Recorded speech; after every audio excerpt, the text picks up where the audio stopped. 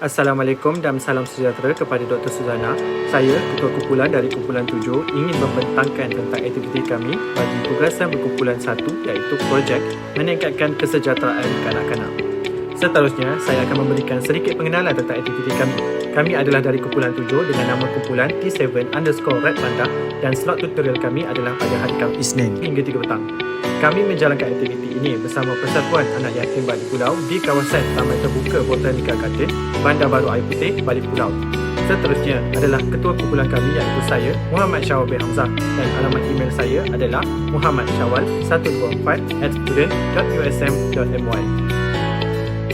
Sekarang saya akan beralih ke bahagian tugasan. Pertama adalah Muhammad Faiz dari Pusat Pengajian Sains Matematik yang beliau berperanan sebagai AJK peralatan aktiviti. Seterusnya adalah saya, Muhammad Syawal bin Hamzah dari Pusat Pengajian Pengurusan dan saya berperanan sebagai Ketua Kumpulan 7 dan saya juga memantau pergerakan tugasan dan mencari lokasi bagi kumpulan kami melakukan program tersebut. Seterusnya adalah Yap Sim Yu dari Pusat Pengajian Pengurusan yang juga merupakan AJK pengurusan aktiviti 1 dan 2 pada hari program dijalankan. Seterusnya, Kamalia Kainoi dari Pusat Pengajian Pengurusan yang berperanan sebagai AJK Pembentangan. Kumpulan kami diteruskan dengan Lim Li Yi dari Pusat Pengajian Komunikasi dan Nur Atira Izzati dari Sains Kemasyarakatan. Kedua-duanya berperanan sebagai AJK Hadiah. Seterusnya, Li Wan Jing dari Pusat Pengajian Sains Kaji Hayat yang juga merupakan AJK Pembentangan. Seterusnya, Chong Kai Sin dari Pusat Pengajian Pengurusan dan berperanan sebagai AJK Pengangkutan. Kumpulan kami diteruskan dengan Li Shani dari Sains Kemasyarakatan dan beliau merupakan AJK Permainan bagi aktiviti 1 dan 2. Kumpulan kami diakhiri dengan Wan Syafiqah dan Nurul Najwa di mana masing-masing berperanan sebagai AJK Peralatan dan pembantu ketua kumpulan. Aktiviti pertama ialah Get Me Out Ball. Setiap kumpulan terdiri daripada 7 orang anak yatim dan mempunyai 3 bola tenis dan 4 bola pimpong untuk dikeluarkan. 1 bola tenis mewakili 1 poin dan bola pimpong mewakili 2 poin. Dalam masa yang diberi, kumpulan yang terpantas keluarkan bola-bola tersebut akan menang ataupun mereka yang mendapat poin yang tertinggi akan menang. Mereka yang menang akan diberikan hadiah.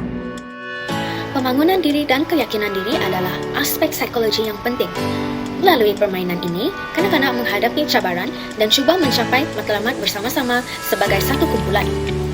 Jika mereka berjaya memasukkan bola ke dalam jaring, mereka mengalami kejayaan pribadi dan berkongsi kejayaan mereka dengan rakan-rakan mereka. Kesan aktiviti iaitu pengalaman positif dalam mencapai matlamat. Permainan dapat meningkatkan keyakinan diri kanak-kanak. Mereka belajar mengendalikan tekanan, membuat keputusan yang sesuai dan mengatasi kegagalan.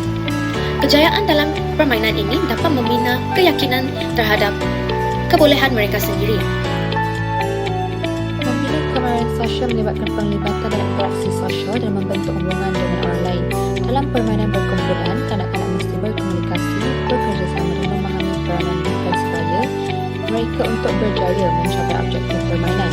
Dengan bekerjasama dalam aktiviti ini, kanak-kanak meningkatkan kebolehan komunikasi mereka, mengamalkan pendengaran aktif, memahami perspektif yang berbeza dan memupuk semangat kerja berpasukan. Selain itu, jenis aktiviti ini membolehkan kanak-kanak untuk mengenali pentingan sumbangan setiap individu ke arah mencapai maklumat bersama. Terdapat hubungkan aktiviti 1 iaitu Get Me Out Ball dalam kehidupan seharian kanak-kanak.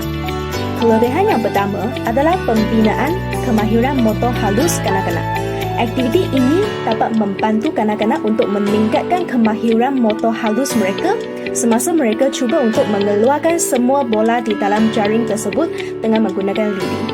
Hal ini adalah disebabkan ia melibatkan koordinasi tangan dan mata yang penting untuk perkembangan motor halus mereka yang sihat.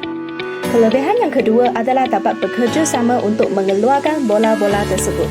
Kanak-kanak boleh menggunakan aktiviti yang dilakukan dalam kehidupan seharian mereka untuk menyepadukan aktiviti yang melibatkan pergerakan fizikal, kerjasama dan pembelajaran. Kanak-kanak boleh memperoleh faedah holistik yang penting untuk perkembangan keseluruhan mereka. Seterusnya dalam aktiviti kedua iaitu kad emosi. Setiap kumpulan mempunyai 9 keping kertas menunjukkan emosi takut, marah, sedih, meluat, gembira, terkejut, malu, gelisah dan kecewa. Dan kanak-kanak akan disusun supaya berada dalam satu barisan. Adik berdiri di bahagian paling belakang ditunjukkan kad emosi. dan emosi itu akan ditunjukkan kepada adik seterusnya dengan aksi sahaja. Manakala adik terakhir perlu teka emosi tersebut.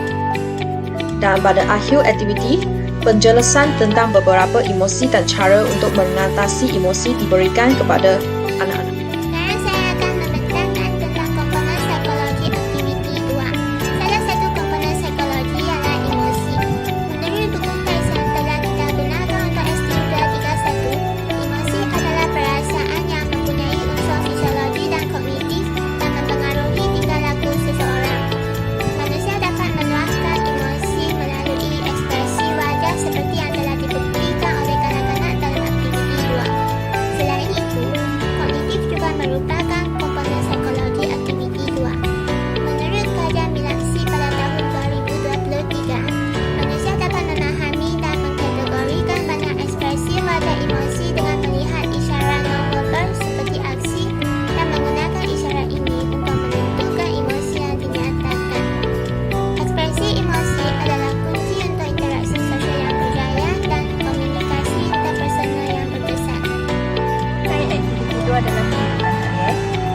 Yang pertama, dapat mengenali emosi dan cara menunjukkan emosi melalui ekspresi wajah, iaitu menggunakan kad ekspresi. Dapat mengetahui sebab dan cara mengatasi emosi negatif seperti takut dan marah, iaitu kami memberikan penerangan kepada mereka. Dapat meluahkan perasaan menggunakan cara yang tepat dalam kehidupan, iaitu menggunakan kad ekspresi dan menunjukkan perasaan mengenai perilaku. Setelah kami selesai membuat aktiviti, kami telah memberi satu kertas untuk anak-anak. Hal ini kami menyuruh anak-anak untuk membuat maklum balas tentang aktiviti kami. Ini merupakan maklum balas anak-anak tentang aktiviti 1 dan aktiviti 2. Yang pertama, mereka mengatakan aktiviti kami gembira dan baik. Yang kedua, mengatakan aktiviti hari ini sangat seronok sebab kami semua dapat bermain dan bekerjasama untuk menyelesaikan tugasan yang diberikan. Dan yang ketiga, mereka mengatakan aktiviti kami gembira dan seronok. Jadi, sebagai konklusinya, mereka memberikan maklum balas positif terhadap aktiviti yang telah kami lakukan.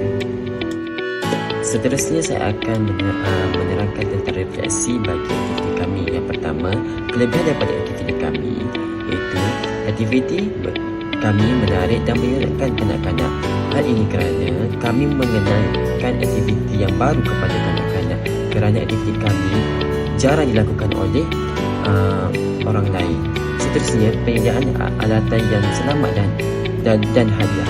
Kami menyediakan alatan yang selamat walaupun kami menggunakan ini, tapi kami mengutamakan keselamatan, dan kami juga menyediakan hadiah kepada kumpulan yang berjaya memenangi aktiviti kami. Seterusnya, ahli kumpulan mesra dan bersikap baik. Ahli kumpulan kami sangat mesra terhadap kanak-kanak ataupun peserta. Seterusnya, kehadiran ahli kumpulan kami amat baik kerana menjaga pada ahli kumpulan kami telah hadir pada aktiviti tersebut.